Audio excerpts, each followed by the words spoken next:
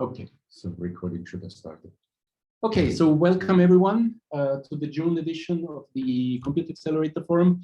For what concerns the news, as I said, I only have one slide for you, which updates you on the topics of the next meetings, of the forthcoming meetings. So today, as you know, we will have two talks by Andreas and James about JUWELS Booster, which is the fastest HPC machine, if I understand correctly, in Europe that we have at the moment. And the second one by James Kahn from KIT about the full event interpretation in Belle 2.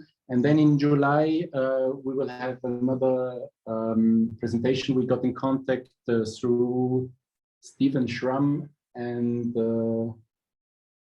some more Atlas colleagues with a project of PSI and IBM, and they did some work on readout of a silicon detector, the readout and the processing on FPGAs, and they have acquired very nice speed ups with this project. August, because of holiday period, we decided to cancel, and then in September we continue our series of abstraction layers. So as you know, we had already talks about the SQL, Alpaca connected to this Llama, and then in September we have Christian Todd from talking about Cocos, which is another one of these abstraction layers. And then we have more topics in the pipeline. We haven't scheduled any of the meetings yet, but just to give you an idea, so one of our colleagues in IT has attended the GTC 21 conference, so the NVIDIA conference, and he has some slides where he can present a report from this conference. Through Open Lab, we are in contact with Intel, and they could come and talk about the Intel GPU roadmap. And then also after CHEP, I think we have many more topics which would deserve more detailed reports, especially from experiments about their usage of GPUs. So we are in contact, but also if you have any topics, for example, like this PSI IBM collaboration, please do get in contact with us, and we will be happy to discuss with you and schedule talks from the topics. So, and then just as the standard two items at the bottom of the slide. So if you're not on the announcement list, please subscribe there if you want to get announcements for the forthcoming meetings. And if you want to get in contact with all of the organizers, there's a mailing list which you can write to, or any individual of us. Please feel free to contact us. So that's all I have from my side. Are there any questions on this so far?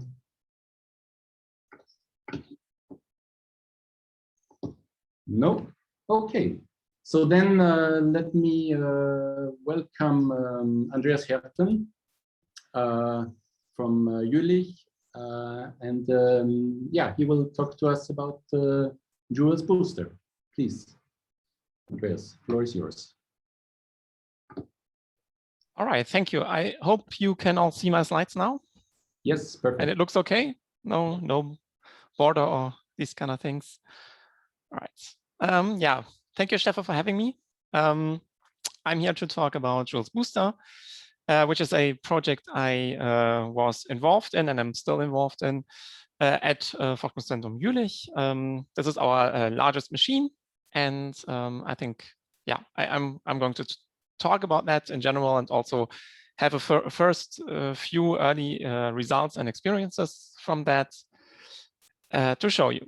And this is going to be the curriculum of this talk. I uploaded the slides by now, so I managed to log in, and you can follow if you want. You might see a lot of those early results here on the right, but a word on that when we come to that. So just a quick word about context. So I'm from Forschungszentrum Jülich, which is one of the largest interdisciplinary research centers in Germany. We are quite large with 6,400 employees. Jülich Supercomputing Center is one of the institutes there where we do have supercomputers, and we deal with everything which is attached to those supercomputers, and it's education and training, support generally for any kind of application, and for especially for some domain sciences. And we also do research and development to a certain extent. I am myself part of the Accelerating Devices Lab, where we do basically all of the above, but specifically for accelerators. And at the moment, that's mostly GPUs. And we do this, to some extent also in close collaboration with NVIDIA, where we have the NVIDIA Application Lab at Jülich already for a few years. We have a few supercomputers, JUWELS, Jurica DC, and use of other larger ones, but we do also have different ones like UMax and Deep, which are more on the prototype side. Basically all the production systems are equipped with GPUs, but JUWELS is the one machine which I like to talk more about now. And JUWELS actually has two parts. One is JUWELS Cluster, which now is already 3 years old, which is a 2,500 node machine based on Intel Skylake CPUs and a few GPU nodes sprinkled in. We have also a good InfiniBand network, and in general, this gives us 12 petaflop per second peak performance. But then new since last year is JUWELS Booster, a 930 compute node machine hosting the NVIDIA A100 GPUs from AMD Rome CPUs. We do have also a new flavor of InfiniBand network, and it's not EDR anymore, but rather HDR, 200 gigabits per second network in a Dragonfly Plus topology. And this reaches 73 petaflop of performance, peak performance in this case. And since November, we are the fastest machine, or we have the fastest machine in Europe. It's the 7th fastest in the world, and depending on if you tune the metric right, we are the fastest large-scale machine in the Green 500 list. This is largely also to the extent of the GPUs installed into JUWELS Booster. To give you a bit of a zoom into the node design, because I think this is going to be relevant for more and more machines on the market or on the HPC area soon. This is how the machine basically looks. It's a Atos system, and as said, hosted by AMD CPUs. We opted here for the 2-socket machines with 24 cores per socket and twofold multi-threading. Each of the socket has 256 gigabytes of RAM, and there is some partitioning on the CPU side, relating to the factoring process, to the fabrication process of the CPUs. Then we have 4 GPUs per node. Those are these A100 with 40 gigabytes per second. They are here shown in the middle. They are interconnected with each other by NVLink, and they are connected to the CPU and to the network by PCIe Express Gen 4. And there is also a switch which takes care of putting all those things together. As said, the theoretical peak performance of the system is largely created by the GPUs. So this number here, 73 petaflop per second, is solely from the GPUs. This is for double precision, and some interesting fact which will get more relevant, I guess, at the end of the talk, is that if you choose to look at a different kind of precision here, and you don't need double precision, but for instance, half precision or usual floating point precision, then you can go beyond the exaflop level already here with this machine. So here, using floating point, half precision floating point computation, and using the tensor core inside of the GPUs, you can reach 1.16 exaflop. And if you doing crazy stuff and you not even need floating points at all, but rather can do with binary stuff, then you can go up to nearly 20 exaop in this machine. So this is something neat, but for sure not relevant, too relevant for most people. Yeah, as said, on the Infiniment side, that's the HCAs. We have 4 times HDR 200, giving us 4 times 200 gigabit per second in each node. So yeah, roughly 100 gigabyte per second. And this is all facilitated by 2 PCIe's, which take care of packing all those different levels together here. All right. Then moving out of the node, that's the Dragonfly Plus network, which then comes into play.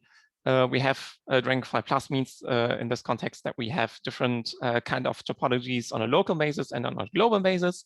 The local basis we call a cell, and a cell contains 48 nodes, here shown at the bottom in orange, and then they are connected in a full-fed tree in 2 levels. And then going beyond a cell, we have a bit more sparse connection that's shown here on the right, where we have only 20 links between, 10 links between each cell in this case. And then this gives this kind of a picture here shown on the right. We have dedicated connections to the cluster. So JUWELS we see as one system with 1 power JUWELS cluster and 1 is JUWELS booster. And this one here goes out to the right. And a colleague of mine actually now counted or put every node or every Infiniment adapter here on a picture, and then it looks like that. So it's a nice cloud, and you can really see the difference in the topology. So in green, you see the booster with the Dragonfly plus topologies, which somewhat reduces the amount of needed links. And on the right side, you see the cluster, which has the full-fed tree topology with a lot of links. Yeah, the file system, GPFS, network, InfiniBand. We use Slurm for workload management, and from PowerStation come tools for resource management, which also factors into Slurm, so that we have not a vanilla Slurm installation, but something specialized for Jülich. Software is managed with EasyBuild and environment modules. We have basically the GTC, Intel, and NV HPC. So the NVIDIA HPC SDK as the compilers, which you need to choose first. And then also we have different MPIs which are GPU aware. We have PowerStation MPI and OpenMPI, and both use UCX as basically the enabler for MPI with GPU support. If you are ever curious if there is a certain module available on the system, there is a link which lets you browse the module even without logging in. If SSH is down or something might happen, then you can have a look. All right, now the early experiences. In 2018, just to give you a quick timeline glimpse, 2018, JUWELS cluster was put into production, and not long afterwards, we started planning what could be the first booster for JUWELS. Then finally, in April last year, the installation was started, and we also started with with giving people from an early access program access to our nodes. Then in November of last year, we started the first production on JUWELS booster with an attached first compute time period on the system. And now, more or less half a year later, the second compute time period has started, and we see the system is quite used and has started to generate some publications and useful results. So for me, the early experiences on the systems are largely connected to the early access program, and this is also where I had most of the contact with users running on the system. So I'd like to spend a few slides going through that. So the early access program was started in early 2020 when we started talking to different applications from various scientific domains, and we invited a few of those to really start using JUWELS Booster at a very early date, and also at a large scale already. Some we already knew from JUWELS cluster, because there are a few GPUs inside there as well. Others we just knew from around and asked to start the first job in Jülich, more or less. The offer was to use the JUWELS booster for early access, and our request was to help improve the system at the same time, and also to please file for a compute time allocation. So that was needed in this case. And it was quite an endeavor, which had many parts of our institute involved, and also even beyond the institute, from the NVIDIA application that we took over steering, optimization of certain aspects of the applications, then general support and system support, but there was also simulation labs, our application support, our POP performance optimization team, then our system operations team, and then for sure also the vendors which are part of the JUWELS Booster project, which is NVIDIA, Partech, and Atos. Yeah, this is basically a rough timeline here until the booster could take off, more or less. So important aspects here was that we started early with porting, then some light GPU optimization, multi-node optimization, and we could finally log into the machine and first had access to the brand new A100, so we could actually do A100 specific optimizations first on just a few of those nodes, because yeah, there was, we all know by now what exponential growth means, but it wasn't really exponential, but it was only a few at the beginning, and took some time until we had all the A100s inside of the system. And yeah, then when that time came, then it was still a bit fragile. So we had, like, what I now would say it was the last part of the early access program, where we had the hardening of the system. This all we basically also augmented with certain events. We had a GPU seminar, we had individual prep days, we had different GPU hackathons where people could, or people from this early access program could take part in the optimization schemes, which allowed them to understand better how to use the system. And then we rounded this up in at the beginning of this year with a colloquium where everyone could present the results and share this with other incoming users of the system. Here is the rundown of the participants of that. I don't want to really go through this in detail. Just for your reference, this is here. It's on the slides, and if you want to know more, you can click on these things where we really spend a lot of, or actually the code authors spend a lot of effort to visualize and describe what's actually being studied and what their specific feature of this certain application is. So for us, this was also helpful, because the hope that the people could provide input for us was really fulfilled, because we fixed a few things like performance fluctuations. We saw cases where nickel would hang, some compiler bugs, certain configuration flags which we didn't set optimally at the beginning.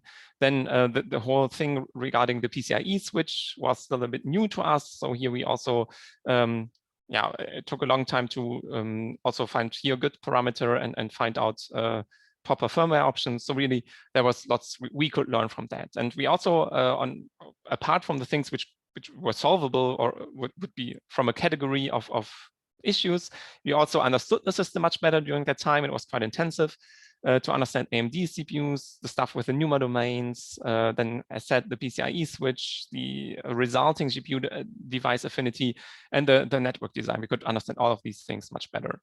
And just to give you a glimpse, again, no time to go into much detail, but because I think this is going to be relevant for more and more things, for more and more HPC installation in the future, I want to show a bit about these peculiarities. So on the CPU side, these new AMD EPYC chips, which give quite a lot of performance, they also are built in this multi-chip module way, which you colloquially call chiplets. And that means you have different parts of the chip, which are in this case called core complex. And that means that you don't have one large monolithic socket like you would have with other like older Intel CPUs, but you rather have a certain hardware segmentation of your chips. And this is, in our case, called, or you see this in the NUMA domains per socket. So here you see that you have 4 NUMA domains per socket. This is how we configured our CPU devices. And you can also see that at the top and at the bottom that the GPUs are only attached to certain building blocks, so to certain core complexes here in this case, or CCDs. And this for sure means that you don't have proper affinity between the far away NUMA domains. And yeah, this is a bit of a challenge to get this right. At the beginning, that was new to us, and by now we've, I think, hopefully solved this by good defaults in the Slurm, and we have also hopefully documented this all right. Resulting from that is also that you have certain affinities, not only between the NUMA domain and the CPU, but also regarding the host channel adapter, so the InfiniBand adapter, because that's also connected through the PCIe switch. So the same which goes for the GPU goes also for the InfiniBand adapter. And yeah, we've spent some time with our colleagues from Partec to respect this in our version of Slurm, so that when you now launch a job on our system, you will directly get the proper affinity in this case. And then for sure, zooming out a bit, and not only on node things we learned a lot, but also for the Dragonfly topology. This is new to us, and the bandwidth sometimes is a bit peculiar. So this is also something which you need to know and understand to really understand where your scaling effects come from. So all of this should be documented online. If it ever becomes relevant to you, just click here and read through this. So now some results which are actually from the science side and not from our operations side. Those results were usually generated on a very young and fresh JUWELS booster, and mainly from the early access participants, because those also presented their stuff preliminarily in a colloquium. But I also found a few new results when researching for this talk. So I'm going to present this now. This will be super quick because those are another 20 slides now, and I have, I think, 5 minutes.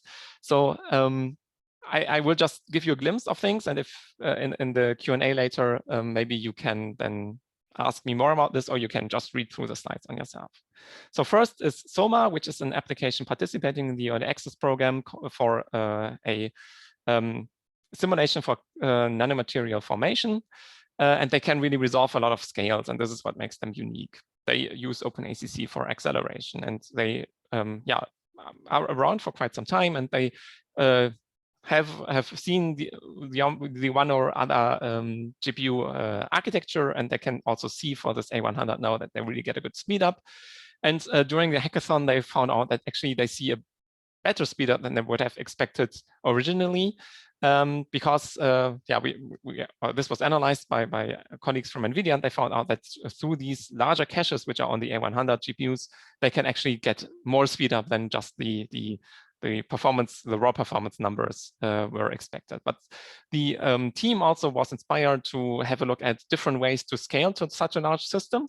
And they developed a new method. The string method is what they called. And these are the green points in here, the one on the right side, where they really can scale to much larger sizes or more GPUs. Pavlo was a project which we also started to work with more closely already before the booster time. It's a simulation for hydrological processes. This one is using a kind of fancy optimization for GPUs using an embedded DSL. Really cool. They have a publication currently in the process, which you should check out eventually. And they also see that there is good speed up on one node. Here now really comparing one node of one full node of CPUs to one full node of GPUs. And they also developed new things like here this RMM, which is a pool for memory, which gives them here a good boost. But they also have good speed up when looking at the larger system. So here going up to 256 nodes, where they see 26 speed up over the full thing. Another application part of early access program is JUWELS, which is a universal quantum simulator from Jülich, which are quite using the network a lot. and they do this from a CUDA Fortran application. And here they showed results for both weak scaling and strong scaling, and basically everything looks good. That's that's a long story short.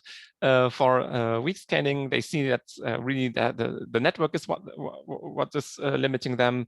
For strong scaling, they don't have anything special to report, rather that they just need to understand this Dragonfly topology better to maybe match better their communication scheme. And they can even go to 42 qubits here now with one example where they can even use 2/3 of the, more or less 2/3 of the available GPUs at once. And this is quite a lot.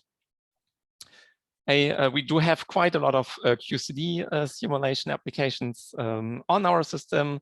Here now an example from Bonn, which uses which was taking part in the early access program from the extended twisted mask collaboration. And yeah, they used the system a lot. They burned a lot of hours and really heated up the system. So those are one of our most intensive users, and they reported also good behaviors and could really use the system and all the features to a great extent. Pick on GPU, which you probably know, would be at least my guess. A plasma simulation using GPUs. They also took part of the early access program. Yeah, they have this. Yeah, you heard this, I guess, last time. This really cool setup using Alpaca and all the other tools to make it modular and yeah, very versatile in what kind of backend they use. And they also reported that they see good speed up from comparing A100 versus V100, and also that the strong scaling is quite good if you go to larger grid sizes. Then I have a few other results, and I will go through them as quickly as I just did with the others. So this is what I found while browsing and talking to people. There were a few deep learning applications coming up. For instance, here by a colleague from JSC, or by two colleagues from JSC, where they look at how pre-training on transfer learning of images, how this can be is used on a large scale for things where you pre-train on very unsimilar images compared to the eventual transferred to images. And apart from the content, which I don't know anything about, they see quite good speed up when going through 1,000 of GPUs with 94% of efficiency here. Then one thing where I think also the next speaker is involved in is a distributed training with Dazo, which is an alternative to Horovod, and they also see a good improvement over Horovod. I think they speak 25% in their paper, and they tested this on JUWELS Booster up to 256 GPUs. And then finally, one thing which I alluded to at the beginning is these kind of different precision computations you can do on the GPU. So 73 petaflop per second is our double precision max performance. But if you go to lower precisions, you can actually go to more. And there was one application from Paderborn which used large-scale ab initio molecular dynamics simulations on the system and used this with a mixed precision method using so using half precision and normal floating point precision, going up to half of the machine basically. And they see that this actually gives them quite a boost, and they can go up to 324 petaflop per second, and nearly 70% of the peak available computational power there. So that is an aspect which I think is going to be more and more important, that these machines have, so these new GPUs have mixed precisions which go far beyond what the FP64 performance is like. All right, sorry for going through this so quickly, but this was just an overview, and yeah, you can ask me anything in the Q&A if we still have time, I hope. So summary, JUWELS Booster is our newish European flagship system based on the NVIDIA A100 GPUs and HDR200 InfiniBand network. It's a highly scalable system design with more than 700 petaflop per second of double precision floating point compute performance. And if you go to other precision, it's even more. And we have more than 740 terabit per second accumulated injection bandwidth from all the network host channel adapters in there. So that's also quite a lot. The production started in November, and with a few applications, we already had really early access there and could get quite first experiences, which was helpful for everyone involved. And now I think starting with the second compute time period, we see first results coming in. And this is the end. Thank you for your attention. And I see one raised hand already. Thank you very much. Thanks a lot, Andreas. Okay, so we have already questions coming up. One thing I just wanted to mention, because you mentioned the GPU hackathons. If you ever go to a GPU hackathon and you find Andreas as a mentor, try to get him. I can talk from first experience. Okay, so let's go to the questions. Douglas, please. Are you guys investigating using the NVIDIA MIG also for to split it to further segment? Yeah, right now we don't. We have this on the well, I should say we do, but we have this on the agenda, I think, very downstream. At the moment, we don't even have node sharing support in Jülich, because this, as a HPC center, our self-understanding is that we give the most performance available to the users.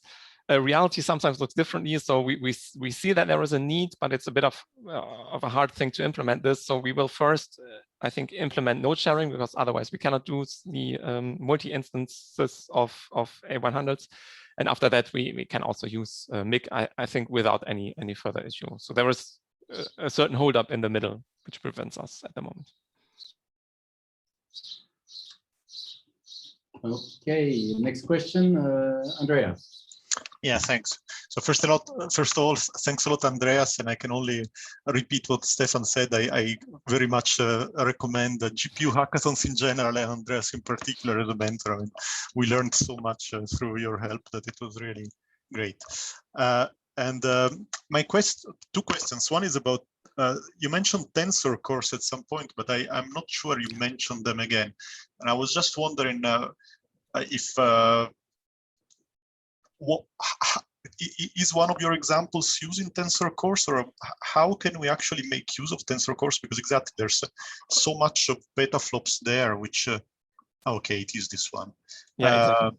Okay, so you really need to go to half precision, essentially. No, you don't. Already, I don't have a slide prepared, unfortunately, but already our the number we quote as our theoretical peak performance, that's the 72 petaflop, are achieved using double precision tensor cores on the A100s, which are first around on the A100s. Then you can also use, and now then it gets interesting, use some kinds of special 32-bit tensor cores. They are called TF32, which can give you performance boost beyond what usually you would expect with FP32. And then you can also use FP16 tensor cores or other precisions. Yeah, in any case, you usually need to use some kind of library or invest a bit more effort into using them. So as soon as you can use some library like cuBLAS, or yeah, I guess cuBLAS is the most important one. It's basically just changing a flag, and you can use these kind of tensor cores. Thanks. And you said this is something that is new in the A100 with respect to the V100. No, it's the same. In the V100, you also have tensor cores, but not for the double precision, but only for half precision. Okay. And also this weird mixed 32-bit precision TF32 tensor cores.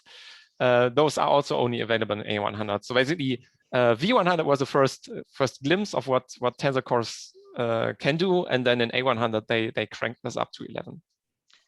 Thanks a lot. And my other small question was, I mean, you mentioned this, how is it called, the early access program, but if one just, but I understand that this is more for at scale things. If one just wanted to have a very few cores of access just to, you know, test the system and do some testing, which can be useful for us, maybe it can also be useful for you. Is this something you envisage or not? Yeah, we do have different ways of accessing the system for tests. We do have but all of these are in preparation of a proper project call. So a call for project compute time on the system. I wish there was just a small amount of compute hours we just could give to anyone and say, hey, how about you come and test and tell us how it's going. But usually you would need to come with a motivation to eventually use the system through a proper compute time call. But then there are different ways, and we can chat about that. This is praise, essentially, I guess. Yeah, this is praise, but if you have a German PI, then we have also this as on a German level. Yeah. Thanks a lot. Yeah. Okay, I see one more hand from Dorothea, please. Yes, thank you very much, Andreas, for this really interesting talk. I was wondering if there were any applications that plan to use JUWELS as kind of a real-time service, so streaming in data and then processing it in real time and maybe streaming it out back to somewhere else, or whether this is something that is planned to be supported at all or not really by the facility. I guess I know where your question is coming from, but I don't think so. I don't think we do this at the moment, and I also don't know that anyone is planning that, because I think my feeling would be that as soon as you leave our high bandwidth network, you do introduce some latency, which could actually be very important for those applications. In theory, though, you could set up things like that, but I think the latency would rule out a lot of the possible applications. My feeling. Okay, but if the latency requirement wasn't too strict, you would say in principle it would be an option. Absolutely, yeah. But one additional thing you should remember, remember, I guess, is that usually you share the system with other users, right? So when you schedule a job, you need to wait for the compute resources to become available, and this usually is a matter of minutes, or it depends. If the system is full already, it's a matter of hours or days, but usually it's at least a few minutes. So that would also be something which would need to be respected. Okay, yeah, thank you. All right. Any more questions to Andreas? No, I don't see any more hands. So thanks a lot, Andreas. Thank you very much for a very nice talk. Okay, I propose we move on in the agenda then and move to James and his talk about full event interpretation at Belle 2. James, do you want to share your slides? Yeah, perfect. Yeah, can you see these okay? Not in presentation mode yet, but yes, we can see. Yes, perfect. Yeah, please go ahead. All right. Actually, I might just make one or two comments following up the previous one. It's quite funny that the JUWELS booster got a talk, because Helmholtz AI, who I work with, uses the JUWEL booster for projects, and then we use our supercomputer at Karlsruhe at KIT for kind of small scale stuff. So just for that question about prototyping things, getting some like small quick access, you can look into that if you're part of a Helmholtz association or Helmholtz Institute via the Helmholtz AI. There's actually a link further down in the slides about this, and that will give you like a small scale version where you can play around with some A100s. Funnily enough, we did actually use the MIG, but on the KIT cluster. Okay, so my talk will be a little bit of change of direction. So this will be more on a user experience side, in terms of how we are using these HPC systems, and this will then pivot into an explanation of a particle physics project that's being performed from the Belle 2 experiment to do reconstruction with graph networks. So just in terms of the members involved in this project, to show sort of what it spans and who's getting time and use of the GPUs, we actually go across several institutes in Germany. So myself and 2 others are not involved so much with the Belle 2 experiment. We come from the AI expert side of things at KIT.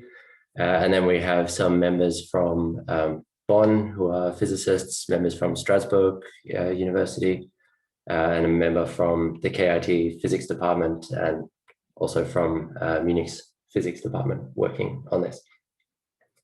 And just the context for this project is it fits in as a voucher for the Helmholtz AI setup.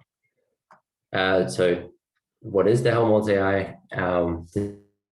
The Helmholtz incubator platform, and it has this hub and spoke model of a central unit in Munich with 30 FTEs, and then 5 units around, 8 FTEs each, and they have 3 which are from the young investigator groups, so they do application-based research, and then 5 consultants. And so that's what I am. I'm one of these consultants at the KIT. And each institute has a different specialized research field. So ours is actually energy, but because of my particle physics background, I'm working on this particle physics project. And the way this works is we work as kind of a through point for application-based researchers. So in this case, it's particle physicists and AI, and using AI on HPC systems. So the assumption here is that the researchers themselves are not AI experts. They don't have time to keep up with the field. We step in and consult with AI expertise, but we also help them get their projects onto these HPC systems and use them efficiently. Most of these people are just coming from hardware that they've got in their local department. So the way that we go about this is threefold: either vouchers, which are for more short scale work with them. So these are sprints that we do towards specific targets. Projects, which I won't really mention much about, but those are the ones that actually end up on the JUWELS booster. So those are the ones where you have to make a project call, and then you get 2 years worth of funding and you work with one of the Helmholtz AI centers. And then the other option is to just directly get compute time on one of the systems. So in terms of the vouchers, how's that look? There are different levels of consulting that we will do with the researchers. So either just telling them about different AI methods that they can approach. We'll actually help them with implementation of the pipelines.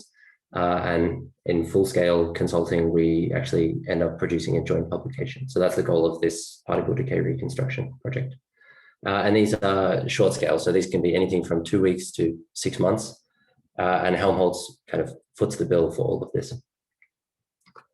In terms of the compute resources that are available for this, we are using what's called HiCore, it's Helmholtz AI compute resources.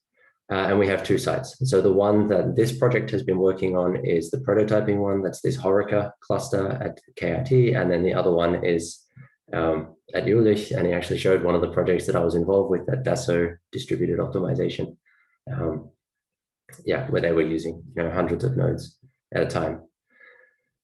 This compute resource is actually open for all of Helmholtz members. So if you're a member, you can just apply, and if you just want 2 weeks to kind of explore a project, you can do that. In the background, we have, for the HiCore allocation of the HORICA cluster, there's 72 of these A100s available. The full system has 740 of them. And then there's 2 modes of access. So either the traditional way, so there's a Sloan batch setup, or we have a Jupyter Hub instance running that will give you a node or parts of a node as you please.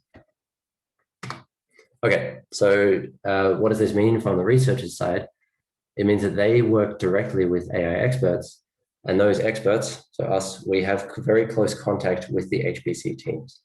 So in the initial phases, this meant that they could start prototyping projects, and then we would give feedback to the HPC team, and they would help to accommodate their kind of requests. And then once the system is sort of fully deployed, we can look at making sure they get the correct allocations appropriate as they need. And they have the environments available they need for their work. Onto the actual particle decay reconstruction. This will be a bit more on the side of their actual implementation. So this is working on graph neural networks. So in the simplest case, when you have a graph, you will have a set of vertices and a set of edges, and you will define the structure of the graph with an adjacency matrix. So this will just indicate whether two of the nodes in the graph are connected. When we look at the particle decays that they actually encounter at these collide experiments, this is what they look like.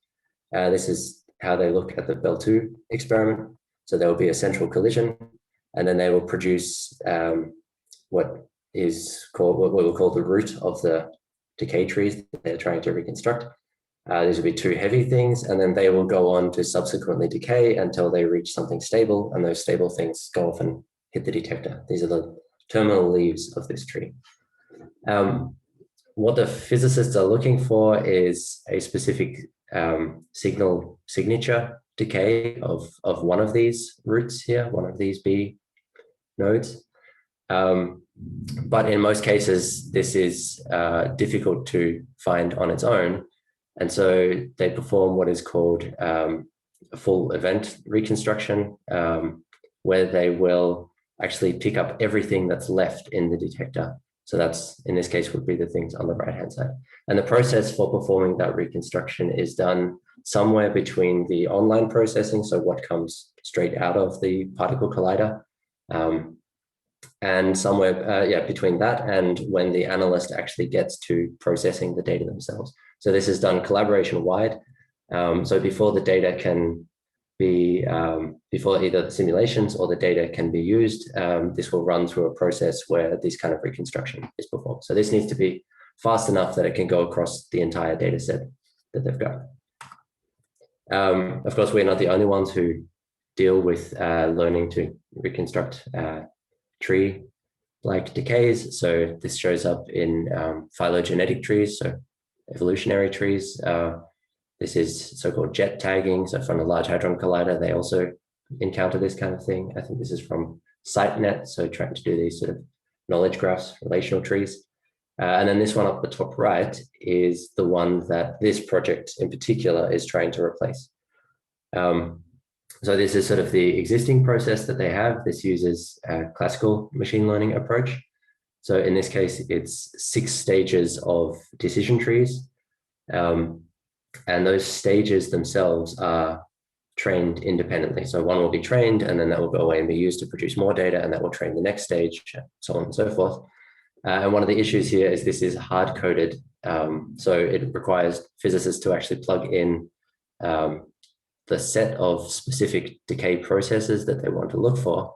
And so this limits this, because they will get up to, say, tens of thousands or even hundreds of thousands of decay processes that they can look at, but you're talking about millions and millions and millions of possible combinations there.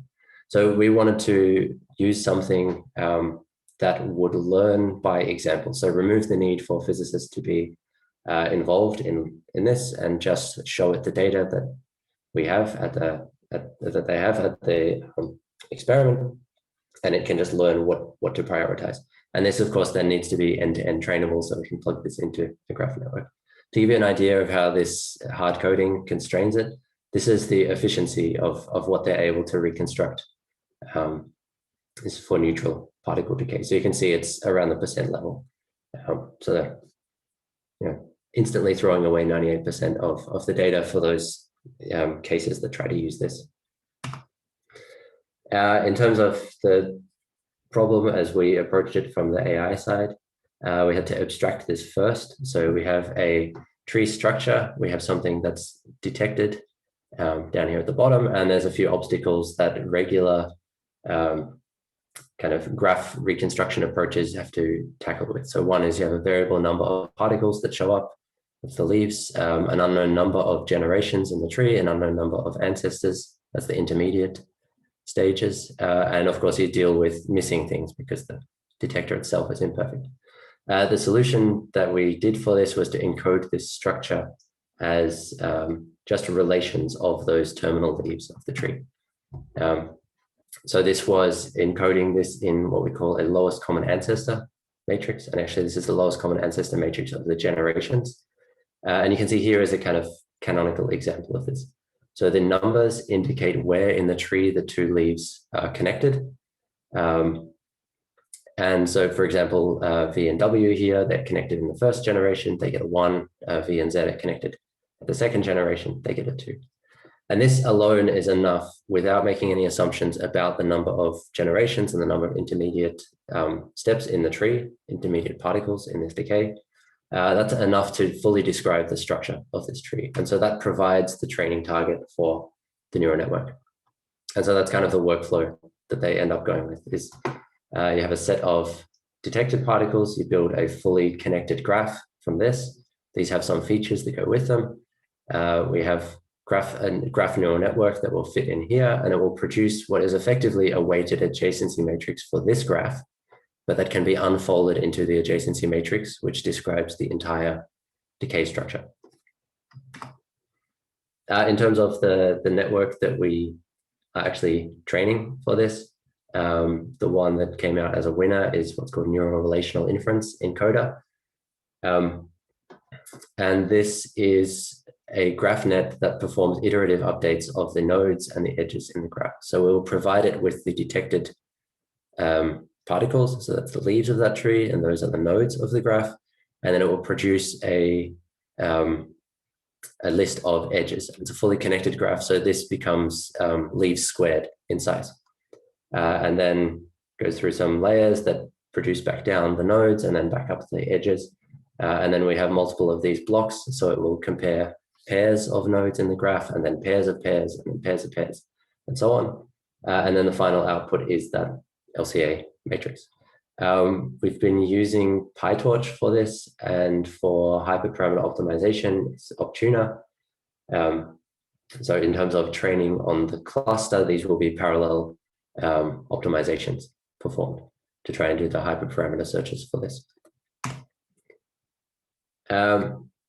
Yeah, and then in the way that this was actually scaled up in terms of performing trainings, this started very simply. So this was first done as a proof of concept, which could be done on the local hardware of the researchers, just generating a single canonical tree and testing out, okay, can this learn something? Yes, it reaches a high enough accuracy. And this tree's topology is diverse enough that it actually reflects real physics. So you have overlapping energy distributions of these terminal nodes. This was then slowly scaled up until they could no longer use their resources, and then they jumped onto the Horeca compute. And so they first started to go into larger and deeper decay trees, and then trying to distinguish between two of them, and then trying to distinguish when there is the realistic smearing that occurs from the detector resolution effects, and then missing leaves, and then finally doing a mixed data set on just a small set of topologies, and this seemed to work fine. And then we ramped things up to using a much larger data set. So this was 200 topologies, so 200 particle decays simulated, and they are all independent particle decays. The intermediate nodes and the leaves selected from some random lists, and the only requirement being that it obeys regular physics laws. And there was about 5,000 of each of these topologies. And then we did the training with the hyperparameter search on these topologies. I can't show the results for the Belle official Monte Carlo simulation. That has to go through internal review, etc. But in terms of just comparing our transformer models with this neural relational inference model, you can see here the NRI outperforms it, and it shows the ability to learn on these. So we have this score of perfect LCA. This means every single entry in the predicted LCA matrix was correct, which means that it did correctly reconstruct the particle decay process. And you can see this performs excellently, especially down for smaller decay processes. When you get to larger ones, it struggles. And so this sort of tells us, okay, we're going to need more data for these ones up here.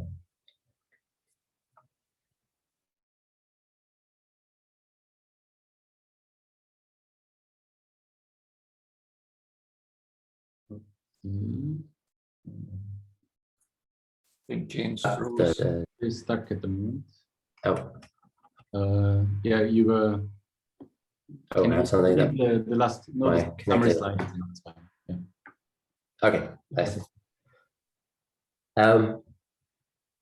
Right, yeah. So this was just an example of one of the use cases that we have for the HORICA cluster and for this consultation kind of model of us sitting in between the physics researchers and the HPC system. And we've got something quite interesting out here, because this strategy for the reconstruction process, firstly, it makes no assumption about the tree structure. So this was something that a lot of the other methods for this struggle with, not just the ones at Belle 2, but other ones that work from Large Hadron Collider data as well, where they will try and reconstruct particle jets there. Yeah, and it learns from the data. So this frees us from the sort of physics expert thing that we can then learn directly from the simulation. We've compared the computation time of this, which is obviously a big concern when it's trying to process the data in between the online and the analysts. And even without optimization of the model, it has the same order of computation time as the optimized physics model. So we're looking at compiling this before it's deployed. And then hopefully that will let us get a higher throughput with increased precision on the reconstruction. And the interesting thing here is that this is actually applicable to other tree reconstruction problems and graph link reconstruction problems. So the one that is very interesting from the physics side, at least, it's what we call jet vertex finding. So this was just a little diagram that caught my eye from a recent paper where they're trying to reconstruct jets at the Large Hadron Collider. And you can see the structure is the same. It's the same problem and deal with it. So this is something that translates nicely there. But of course, you can take this to any of these knowledge graph problems or phylogenetic tree problems. And then the last note on this, which is quite interesting out of this particular collaboration, is this got a lot of interest from NVIDIA themselves. So this project was actually the first to use the HORICA system. And so we got the first access to those A100s with this InfiniBand setup in Europe, funnily enough. They wrote up a nice little post about this. And then they actually invited myself on to discuss this and the use of these kind of reconstruction process and using the GPUs to try and speed up this reconstruction process for the AI podcast, which is there as well. Yeah, that's it. Thanks. Thank you very much, James. Any questions? Graham, yes, please. Yeah, thanks a lot, James. That was very interesting. I was just wondering about, what the scale of the problem is in terms of what kind of resources you need to train the network and how long it takes you to do that, which of course is one aspect of the problem. And then, you alluded to this, I think, on your summary slide, how fast you can actually do the inference and what resources do you need to run the inference. When you've got events coming off the detector really, really fast, you don't tend to have a high time budget to do this, or is this thing running kind of offline from the DAC? Thanks. Yeah, so maybe I'll answer the second one first. So this, we actually tested, tried to do as fair a comparison as possible. So we used this on CPUs and similar to what's used on the grid. So this is the WLCG LHC computing grid. So that's where most of this physics offline analysis is performed. And this fits in the SCIM procedure. So SCIM sits in between the online analysis. So you have stuff that comes directly out of the detector. There's some initial reconstruction and filtering that's performed before it kind of gets sent out into the world. And then the collaboration does these kind of SCIMs where they will prep the data for physicists themselves to use. So they will try to perform common operations and then sort the data into different physics working groups kind of needs. So the use of this reconstruction, this like generic reconstruction kind of process is for a subset of those specific physics groups. But it's performed by the collaboration before the analysts actually get their hands on it. So it doesn't have the same kind of hard time requirements that the online processing has, but it still needs to be comparable to the existing process. So we can't really slow things down because that slows the data and the Monte Carlo simulations getting to the physicists. In terms of the first question, so the requirements needed for it, at the moment, I can only really tell you the sort of iterations per second that we get and the size of the data that we have. So we have a training sample size of about 100 million events, and to run the full network size on this runs at about 4 iterations per second on that. So we're actually looking at trying to parallelize this at the moment, just because it's not feasible to actually perform the hyperparameter optimization on a large enough set of events for this thing to start sort of converging, just because there are so many variations of the decay topologies that you need a large amount of data that you get multiple samples of the same decay processes. That's great. Thanks a lot. Yeah. Okay, I see more questions. Next one is Vince.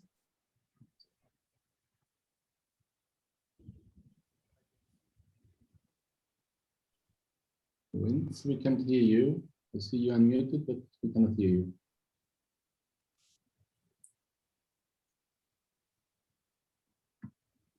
Okay, let's take Douglas in between. So what are there any systematic uncertainties associated with this technique that you need to measure? And if so, how would you go about it? Yeah, so this is always the case in physics. The way that it's actually done so far, and not just for this, but for the existing algorithm that's doing this reconstruction, is they use some what they call standard candle processes. So essentially ones that are physics processes that are understood very well. And they try to use enough of those to be able to then look, okay, what's the difference between when we run this thing inference on Monte Carlo simulations and when we run it on the detector, and then try to incorporate those differences in as the systematic uncertainties. That's sort of the standard procedure that they do at the moment.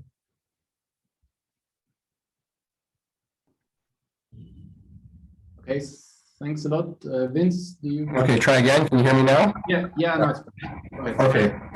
Thanks for the nice talk. Very interesting. So there's a similar effort, I think, going on here, the Accelerator in the US. And so some of their limitations, for example, in their training requires probably 16 to 32 gigabytes on a GPU. Do you guys have any limitation like that for your training? Are you talking about like to put one sample through the network? Yeah, exactly. No. Ours is surprisingly light, actually. So we can have batch sizes up to, depending on the size of the network, we can have batch sizes anywhere from 128 to 256. The network is comparatively lightweight, actually. This neural relational inference one, I'm not sure. It might depend on the network that they're using. But the other thing is that the Belle experiment itself is very clean. So we collide just electron and positron, whereas at the LHC, they collide proton-proton, and the proton proton both have quarks inside them. So, you know, two of those will collide, but there's other stuff left over and they usually spray off. And if you've ever seen the pictures of events at the Large Hadron Collider, you can see it's just full of junk that they have to deal with. In our case, this is basically all there is. There's obviously a very simplified version, and you have a lot of variants of this, and they grow a little bit. They grow quite a bit larger. But apart from the sort of interesting physics that's going on, that's all there is. And so we are sort of lucky. We can we have comparatively small inputs to deal with. We just have a lot of them. That's the issue that we deal with. Right. Yeah. Sorry, I forgot about the environment differences between LHC and Belle. Okay. Yeah, because the other thing was in the inference as well. I think they're mostly limited to, like, you know, maybe 5 parallel events at a time, just due to the size of the events. So yeah, okay. You guys are not suffering from this, I guess. So okay. Thank you very much. Yeah. Yeah. I mean, for the inference, this is. We usually do this on the grid, and the parallelization is actually like, as far as the network is concerned, it's just seeing one event at a time. The parallelization is handled by the analysis software of the collaboration. So they take care of that. But, okay, thanks a lot. Are there any more questions to James? No, I don't see any more hands raised. If you can think about if you have any questions afterwards, I forgot to mention up front that we have live notes, so you can put your questions into the live notes if new questions come up, and we will contact the speakers and we can continue discussing there. Also, the recording, as soon as we have the recording, we will put it also on the Indico agenda, and you can use the recording and also give it to colleagues if they want to listen to the session. So yeah, any business? If not, then I would like to really thank you very much to James and Andreas for the very nice talks. And this concludes this Computer Accelerator Forum. And just to remind you, the next one we will have on the 7th of July, again, 4:30, with the TSI IBM project on FPGA readout. Okay, thanks a lot, and see you again in July. Bye. Thanks. Bye-bye.